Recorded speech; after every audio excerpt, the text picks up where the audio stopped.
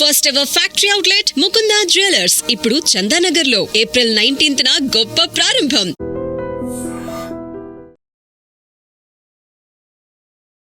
Welcome to I dream. నేను మీ భవ్య. ఇప్పుడు మనం doctor Ajay Varun Reddy, surgical oncologist and robotic surgeon ముందున్నాము. ఈసారి యూరినరీ క్యాన్సర్కి సంబంధించి చాలా ఇన్ఫర్మేషన్ ఇస్తున్నారు అనమాట. సార్ని అడిగి డీటెయిల్స్ తెలుసుకుందాం. నమస్తే సార్, ఎలా ఉన్నారు?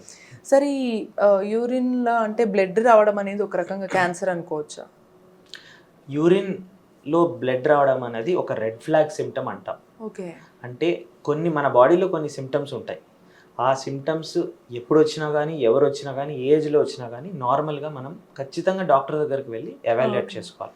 సో అలాగే యూరిన్లో బ్లడ్ వచ్చిందంటే అది రెడ్ ఫ్లాగ్ సిమ్టమ్ కాబట్టి మనం ఖచ్చితంగా ఎవాల్యుయేట్ చేసుకోవాలి. కానీ అలా అని చెప్పి యూరిన్లో బ్లడ్ వచ్చింది మాత్రం క్యాన్సర్ ఉందని కాదు. ఒక్కొక్కసారి ఇన్ఫెక్షన్ వల్ల రావచ్చు, సిస్టైటిస్ అంటే యూరినరీ బ్లాడర్ ఇన్ఫ్లమేషన్ వల్ల కూడా రావచ్చు.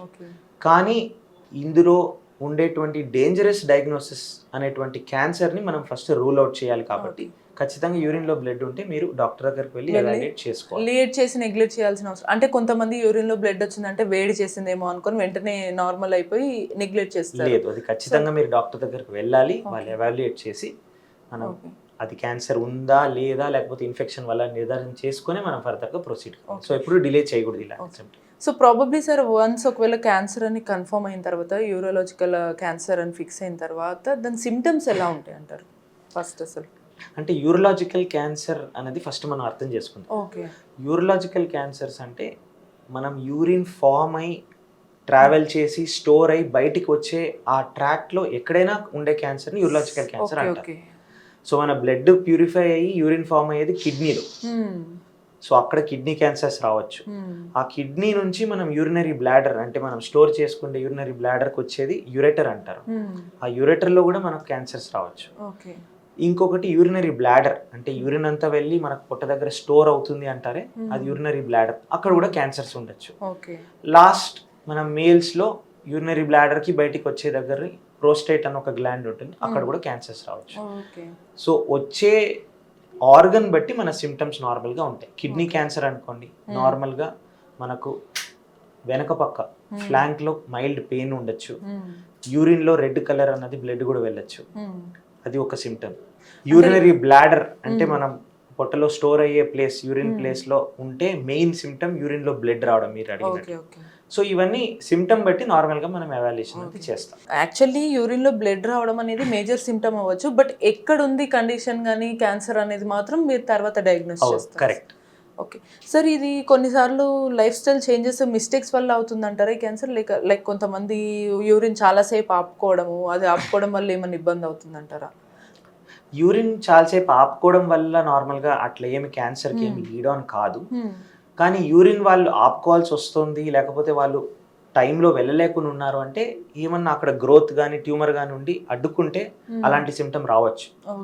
So this may not be direct cause, కానీ అదొక వార్నింగ్ సైన్. అంటే రెగ్యులర్గా యూరిన్ వెళ్ళకుండా ఆపుకుంటే అది మంచిది కాదు అని అంటారు కదా. ఇన్ జనరల్గా అలా చేస్తే మాత్రం అది ఒక కొంత మిస్టేక్ అయ్యే ఛాన్స్ ఉంటుంది అంటారు. లేదు, అటువంటి డైరెక్ట్ క్యాన్సర్కి అయితే రాదు. కానీ యూరిన్ రిపీటెడ్గా కాన్స్టెంట్గా నిలుపుకోవడం అన్నది కూడా it is not a good habit. నార్మల్గా మన urinary bladder detrusor muscle unnecessary over extend కావడం అటువంటి జరుగుతాయి. కానీ దానికి డైరెక్ట్గా క్యాన్సర్ రిలేషన్ లేదు. కానీ మనకు తెలిసిన రిలేషన్స్ అంటే స్మోకింగ్. మీకు అందరికీ తెలుసు లంగ్ క్యాన్సర్ కాజ్ చేస్తుంది, అలాగనే యూరినరీ బ్లాడర్ క్యాన్సర్ కూడా కాజ్ చేసే ఇంక్రీజ్డ్ రిస్క్ అనేది ఉంటుంది. అది కాకుండా జెనెటిక్ ఫ్యాక్టర్స్ అంటే మన ఫ్యామిలీ పరంగా నార్మల్గా కొన్ని జీన్స్ వల్ల ఇవి మోస్ట్లీ రేర్ ఉండొచ్చు, బట్ ప్రాబబ్లీ మన లైఫ్ స్టైల్ అనేవి కొంచెం మీరు అన్నట్టు సిగరెట్ కన్సంప్షన్ ఇట్లాంటివి ఇబ్బంది పెట్టచ్చు. సిగరెట్ కన్సంప్షనే కాకుండా కొంతమంది కొన్ని ఫ్యాక్టరీస్లో పనిచేస్తారు. ఆ ఫ్యాక్టరీస్లో ఉండేటువంటి కొన్ని కెమికల్స్, ప్లాస్టిక్స్ మ్యానుఫ్యాక్చరింగ్ కానీ లేకపోతే వినైల్ క్లోరైడ్స్, అటువంటి కెమికల్స్ కూడా ఎక్స్పోజర్ ఉన్నప్పుడు యూరినరీ బ్లాడర్ క్యాన్సర్ రిస్క్ అనేది పెరుగుతుంది. సార్, ఈ యూరిన్ అనేది ఎట్లా వస్తుంది అనే టైప్స్ని బట్టి కూడా మనకి ఏమైనా క్యాన్సర్కి రీజనా అనే ఏమైనా సిమ్టమ్ అనుకోవచ్చా? లైక్ కొంతమందికి బాగా ఎల్లోయిష్గా రావచ్చు, లేదా మంటగా రావచ్చు, లేదా నార్మల్గా వెళ్తారు కానీ ఫ్రీక్వెంట్గా వెళ్తూ ఉండటం, ఇట్లా దీని టైప్స్ని బట్టి ఏమైనా క్యాన్సర్ అనుకోవచ్చు అంటారా? ఎల్లో యూరిన్ లేకపోతే మోర్ ఫ్రీక్వెన్సీ ఆఫ్ యూరిన్ అనేది డైరెక్ట్ కాజ్ అయితే ఆర్ డైరెక్ట్ సిమ్టమ్ అయితే కాదు. ఎందుకంటే more common associations yellow urine అంటే నార్మల్గా డిహైడ్రేషన్ అనుకోవచ్చు, లేదు అంటే ఒక్కొక్కసారి జాండిస్ వేరే కాజ్ వల్ల వస్తే అప్పుడు కూడా ఎల్లో యూరిన్ రావచ్చు. మళ్ళీ more often than not frequent urination అన్నది డయాబెటిక్స్లో కానీ ఓల్డర్ ఏజ్ పేషెంట్స్లో కానీ ఉంటుంది. సో అది డైరెక్ట్గా క్యాన్సర్ అనేది కాదు. కానీ మోస్ట్ ఆఫెన్ ఇటువంటి పేషెంట్స్ ఫస్ట్ డాక్టర్ దగ్గరకు వచ్చినప్పుడు ఈ కారణాలు ఎందుకొని వచ్చినాయని చూడడానికి స్కాన్ చేసినప్పుడు ఒక్కొక్కసారి క్యాన్సర్స్ బయటపడచ్చు. కానీ డైరెక్ట్ సిమ్టమ్స్ అయితే మంట ఉండటం అనేది మేబీ క్యాన్సర్ అవ్వచ్చు సార్. మంట కూడా డైరెక్ట్ క్యాన్సర్ సిమ్టమ్ అయితే కాదు. నార్మల్ యూరిన్ వెళ్ళడంలో మంట అన్నప్పుడు నార్మల్ యూరినరీ ఇన్ఫెక్షన్ కానీ సిస్టైటిస్ కానీ అది ఒక ఫీచర్. సో ప్రాబబ్లీ యూరిన్లో క్యాన్సర్ యూరినరీ క్యాన్సర్ రాకుండా ఉండాలి అని అంటే వాళ్ళు మేజర్గా తీసుకోవాల్సిన జాగ్రత్తలు ఏమంటారు సార్? లైక్ ఇప్పుడు బ్లడ్ వచ్చింది యూరిన్లో అంటే డెఫినెట్లీ డాక్టర్నే కలవాలి. బట్ వాటికి రావడానికి మెయిన్ కాజెస్ కానీ వాళ్ళు జాగ్రత్తలు ఎలా తీసుకోవచ్చు అంటారు? కొన్ని కాజెస్ మన చేతుల్లో లేవు. మీరు చెప్పినట్లు జీనెటిక్ కాజెస్ లేకపోతే కొన్ని లైఫ్ స్టైల్ మోడిఫికేషన్స్ మనం మోడర్న్ డేలో అలవాటు పడిపోయాం. కొన్ని చేంజెస్ మనం చేసుకోలేము. కానీ స్మోకింగ్ లేదంటే ఈ ఫ్యాక్టరీస్లో మనం అడిక్వేట్ ప్రికాషన్స్ తీసుకోవడం, కెమికల్ ఎక్స్పోజర్ తగ్గించడం, అవి డెఫినెట్గా మన చేతుల్లోనే ఉన్నాయి. సో ఇటువంటి రిస్క్ ఫ్యాక్టర్స్ ఖచ్చితంగా మనం తగ్గించుకోవచ్చు. అండ్ థర్డ్ ఇంపార్టెంట్ థింగ్, ఇటువంటి సిమ్టమ్ యూరిన్లో బ్లడ్ పడడం కానీ అటువంటి సిమ్టమ్ ఉన్నప్పుడు వెంటనే డాక్టర్ దగ్గరికి అయితే వెళ్ళాలి. ఎందుకంటే ప్రివెంట్ చేయకపోయినా అర్లీ స్టేజ్లో మనం డిటెక్ట్ చేస్తే కూడా క్యూర్ రేట్స్ ఆల్మోస్ట్ సేమ్గా ఉంటాయి. సార్ క్యూర్ అయిన తర్వాత మళ్ళీ అదేమన్నా రికరెన్స్ అయ్యే ఛాన్స్ ఉంటుందా? అండ్ దానివల్ల మోస్ట్లీ మేల్లో ఏమన్నా లైఫ్ స్టైల్లో తర్వాత ఇబ్బందులు వచ్చే ఛాన్సెస్ ఉంటాయి ఈ యూరిన్ క్యాన్సర్ వల్ల? అదే అమ్మా, ఇప్పుడు కిడ్నీ క్యాన్సర్స్ గురించి మనం మాట్లాడుకున్నామంటే రకరకాల ట్రీట్మెంట్ మోడాలిటీస్ వచ్చేసాయి. ప్లస్ కిడ్నీ క్యాన్సర్స్ అనేటివి slow growing tumours, plus recurrence అనేటివి ఛాన్సెస్ తక్కువ ఉన్నాయి. అందులో ఇంకా చిన్న కిడ్నీ ట్యూమర్స్కి నార్మల్గా కిడ్నీ ప్రిజర్వ్ చేస్తూ పార్షియల్ నెఫ్రెక్టమీ కూడా రోబోటిక్ టెక్నిక్స్, లాప్రోస్కోపిక్ టెక్నిక్స్తో చేయొచ్చు. అటువంటి క్యాన్సర్స్ మంచి క్యాన్సర్స్ అంటాం. అంటే ట్రీట్మెంట్ తర్వాత మామూలుగా వచ్చే ఛాన్సెస్ తక్కువ ఉన్నాయి. అదే మనం యూరినరీ బ్లాడర్ అంటే మనం ఎక్కడ యూరిన్ స్టోర్ అవుతుంది అటువంటి క్యాన్సర్స్ నార్మల్గా కొంచెం అగ్రెసివ్గా ఉంటాయి. డిటెక్ట్ చేసిన తర్వాత కొంచెం అడ్వాన్స్ స్టేజ్ అనిపించినప్పుడు కీమోథెరపీతో స్టార్ట్ చేసి తర్వాతనే మనం సర్జరీ చేస్తాం.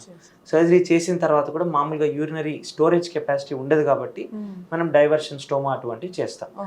యూరినరీ ట్రాక్ క్యాన్సర్స్లో కొన్ని క్యాన్సర్స్ పెద్ద డిఫరెన్స్ చేయకపోవచ్చు లైఫ్ స్టైల్లో, కొన్ని క్యాన్సర్స్ ఖచ్చితంగా కొంచెం లైఫ్ స్టైల్ అనేది మారుతుంది. సో మీ దగ్గరకు వచ్చే ఎక్కువ కేసెస్లో ఎక్కువ ఏజ్ గ్రూప్ వాళ్ళు అండ్ మేల్ ఫీమేల్లో ఎక్కువగా ఎవరికి ఈ పర్టికులర్ క్యాన్సర్ అనేది ఎఫెక్ట్ అవుతుంది అంటారు? నార్మల్గా కిడ్నీ ట్యూమర్స్ అనేది మిడిల్ ఏజ్డ్ మెన్లో ఎక్కువ చూస్తూ ఉంటాం. వేరే కారణానికి వాళ్ళు స్కాన్ చేసినప్పుడు కిడ్నీలో ట్యూమర్ డిటెక్ట్ అయ్యి నార్మల్గా వస్తూ ఉంటారు. అది ఒక టైప్. అయితే ప్రోస్టేట్ క్యాన్సర్స్ అనేది నార్మల్గా ఎల్డర్లీ మేల్స్ 70-75+ వారు యూరిన్ వెళ్ళడం ప్రాబ్లం అయ్యి మాటికి యూరిన్ స్ట్రెయిన్ చేస్తూ ఉండి అటువంటి సిమ్టమ్స్కి ఎవాల్యుయేట్ చేస్తూ ప్రాస్టేటిక్ క్యాన్సర్స్ అనేది డిటెక్ట్ అవుతాయి. So both ends of spectrum మనకు కనిపిస్తూ ఉంటాయి. సో ప్రాబబ్లీ వీటన్నిటికీ క్యూర్ చేసుకోవడానికి మేజర్ లైఫ్ స్టైల్ చేంజెస్ అనేది అంటారా సార్? ప్రివెంట్ చేయడానికి ఖచ్చితంగా లైఫ్ స్టైల్ మోడిఫికేషన్స్ చేసుకోవాలి. రిస్క్ ఫ్యాక్టర్స్ అంటే స్మోకింగ్, ఆల్కహాల్ అనేది అవాయిడ్ చేయాలి. ఎక్స్పోజర్ టు కెమికల్స్ అనేది ప్రికాషన్స్ తీసుకోవాలి. Okay, cool. సో ప్రాబబ్లీ ఏ సిమ్టమ్స్ ఏదొచ్చినా సరే తొందరపడి ఓన్ మెడికేషన్స్ తీసుకోవద్దు, అలా అని నెగ్లెక్ట్ కూడా చేయొద్దు. అండ్ వీటన్నిటికీ మేజర్ థింగ్ ఏంటంటే లైఫ్ స్టైల్ చేంజెస్. ఇవి బాగా చూసుకుంటే కనుక మనం హెల్తీగా ఉండొచ్చు అని సార్ చెప్తున్నారు. ఇలానే మరిన్ని ఇన్ఫర్మేటివ్ వీడియోస్ కోసం కీప్ వాచింగ్ ఐ డ్రీమ్.